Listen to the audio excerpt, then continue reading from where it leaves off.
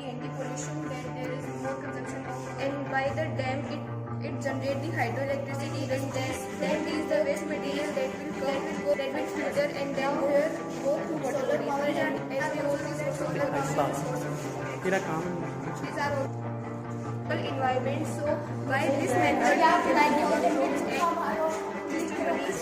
so please subscribe our channel, like and comment first. Thank you.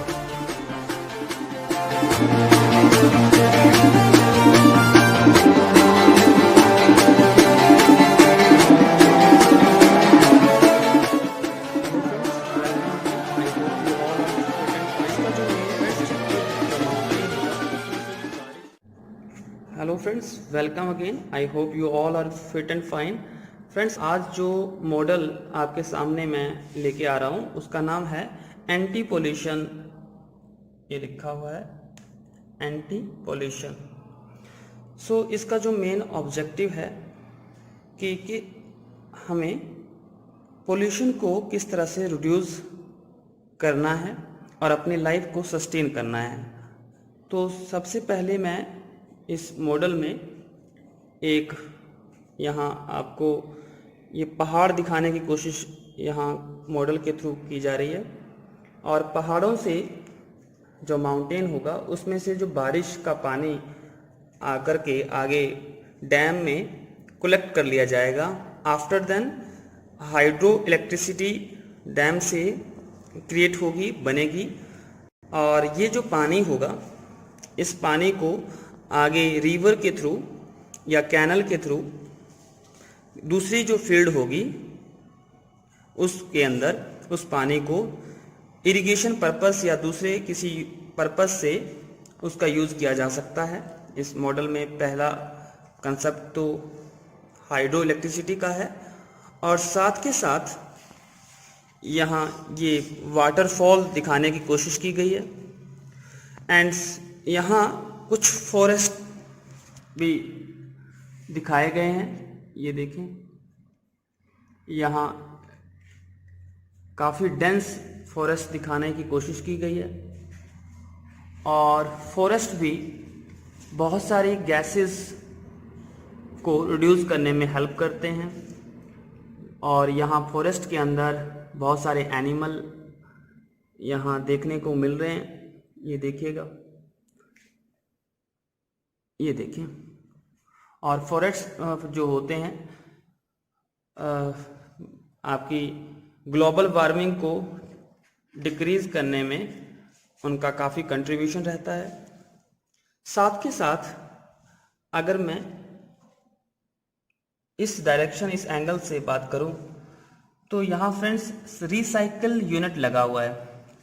तो recycle unit में हम बहुत सारे ऐसे सब्सटेंसेस जैसे कि प्लास्टिक हुआ, पेपर हुआ, या गार्बेज है, या कोई दूसरे मटेरियल हैं, उनको दोबारा से बार बार रेप्लिकेट करने के बाद उनका यूज़ किया जा सकता है।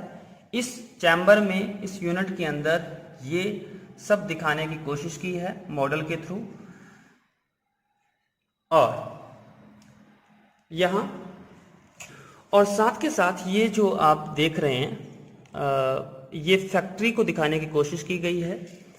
ये फैक्ट्री के यूनिट्स हैं, और यहाँ से जो पानी आगे निकलेगा उसको फिल्टर के थ्रू ही हमें रिवर में फ्लो करना होता है, सो दैट इसके केमिकल को पीछे फिल्टर करके या दूसरे हार्मफुल जो उसके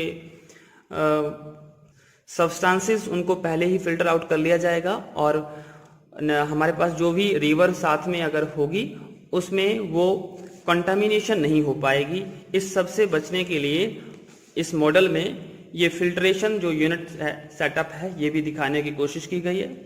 साथ के साथ और कोई दूसरा रिसाइकल यूनिट यहाँ पे सेटअप किया गया है। और यहाँ फ्रेंड्स एक अनदर कंसेप्ट है जिसमें ऑर्गेनिक कल्टीवेशन का भी यहाँ देखने को मिल रहा है। ये यूनिट्स ऑर्गेनिक कल्टीवेशन है।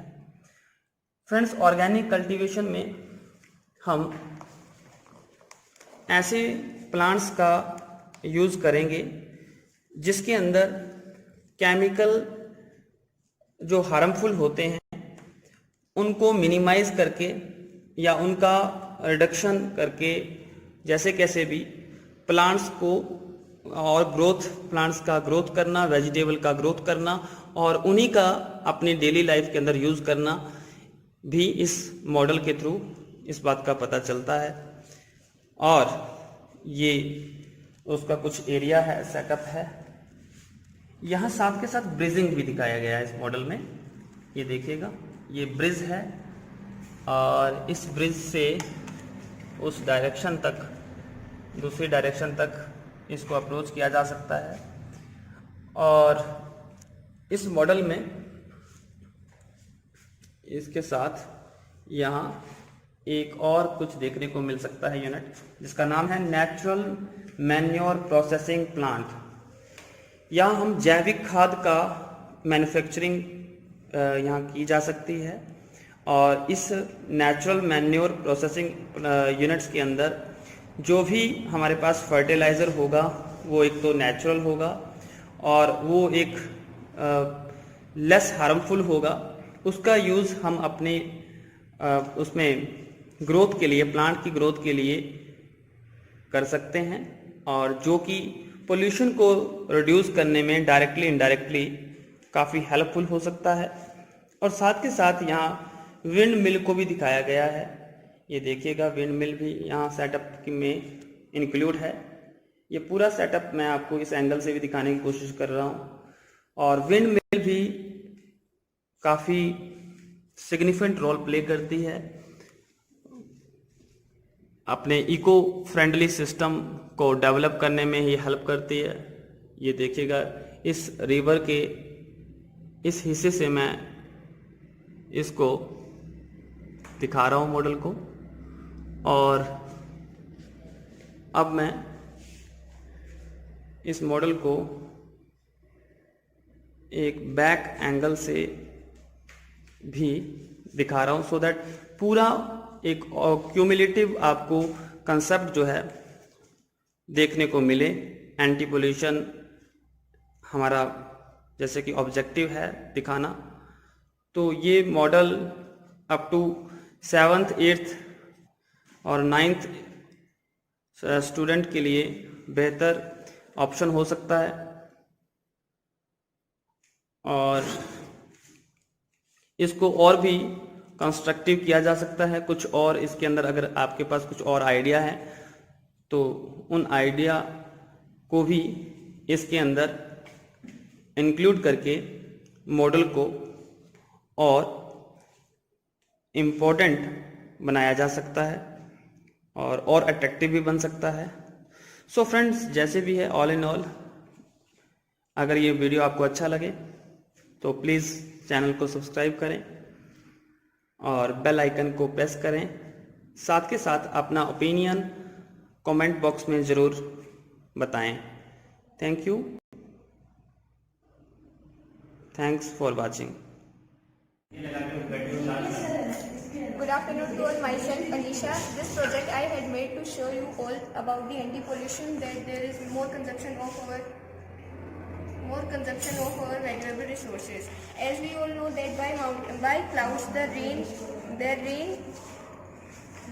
rain comes, and by the dam it generates the hydroelectricity, and that will go through the water bodies, and that can be used by our irrigation purpose. These are the industries that from the waste.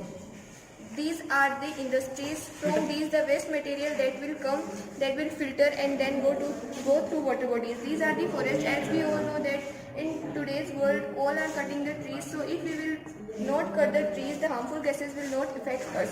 Now here solar power, as we all know that solar power is a source of electricity. So by this also we can reduce the pollution.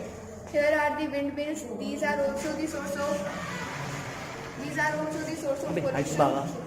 तेरा काम नहीं है। These are also the source of pollution, and these are the recycled green. चला दो इसको।